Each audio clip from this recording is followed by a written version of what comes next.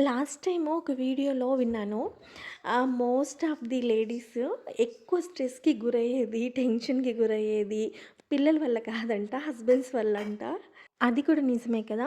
పిల్లలైనా కొంచెం గట్టిగా ఒక మాట అంటే వింటారు, అర్థం చేసుకుంటారేమో కానీ, ఈ హస్బెండ్స్ ఉన్నారే అసలకి మనం చెప్పేది వింటారా? లేదా? అసలు వాళ్ళకి అర్థమవుతుందా? అర్థం కాదా? మనకే కన్‌ఫ్యూజన్‌లో ఉంటామనమాట. మనం చెప్పేది వింటారు. ఆ! ఊ, ఆ! ఊ అంటారు.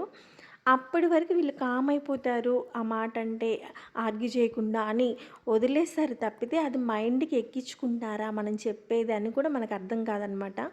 ఒకసారి అటు చూడండి మా హస్బెండ్, నేను ఇంత వర్క్ చేస్తున్నాను అదేమన్నానంటే, ఇప్పటి వరకు కాల్స్ వచ్చినాయి, కాల్స్ మాట్లాడుతూ ఉన్నాను, కొంచెం రిలాక్సేషన్ కోసం అని అంటారు. మరి మనకి రిలాక్సేషన్ ఎక్కడ?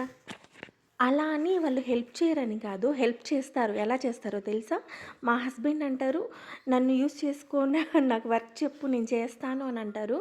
మనం ఏదన్నా మరీ కష్టంగా లేకపోతే టైం అయిపోతుందన్న సిచ్యువేషన్‌లో ఏదైనా పని చెప్పినప్పుడు, అప్పుడే ఏదో ఒక కాల్ వస్తదనమాట. కాల్ చేస్తూ కూడా పని చేసుకోవచ్చు కదా! ఆహా! అలా కాదు. ఫోను మాట్లాడుతూ పని చేయలేరంట. అందుకని ఆ పని అక్కడే ఆగిపోతుంది. మళ్ళీ తిరిగి నేను ఆ పని నేనే చేసుకోవాల్సొస్తది. దాని బదులు వాళ్ళకి పని చెప్పడం కంటే, మనం చేసుకోవడం బెటర్ అనిపిస్తది నాకైతే. ఇంకో విషయం ఏంటో తెలుసా? మనం ఏదన్నా ఇంపార్టెంట్ టాపిక్ ఏదైనా టాపిక్ మాట్లాడినప్పుడు, వాళ్ళు ఫోను చూసుకుంటా ఖాళీగానే ఉంటారు. ఖాళీగానే ఉన్నా కూడా మనం చెప్పేది వింటున్నారా? వినట్లేదా? పట్టించుకుంటున్నారా? పట్టించుకోవట్లేదా? అర్థమవుతుందా వాళ్ళకి? అని మనం ఆలోచించుకుంటా ఉంటాం. మనం ఒకటికి 2 సార్లు ఆ టాపిక్ గురించి మాట్లాడినా వాళ్ళ దగ్గర రియాక్షన్ ఉండదనమాట. తర్వాత కాసేపటికి ఎప్పటికో వాళ్ళకి గుర్తొచ్చినప్పుడు ఇందాక అది మాట్లాడావు గదా! అని అంటారు.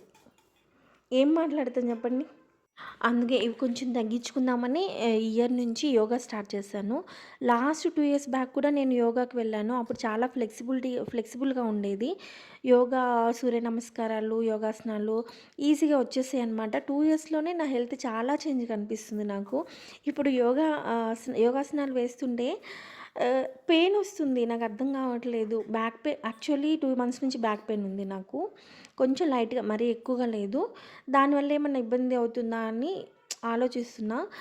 కన్సల్టేషన్ గూడా అయిపోయింది. కొంచెం యోగా అంటే బెండ్ అవ్వడం అట్లాంటివి చేయకూడదు. Otherwise okay. చేయొచ్చు.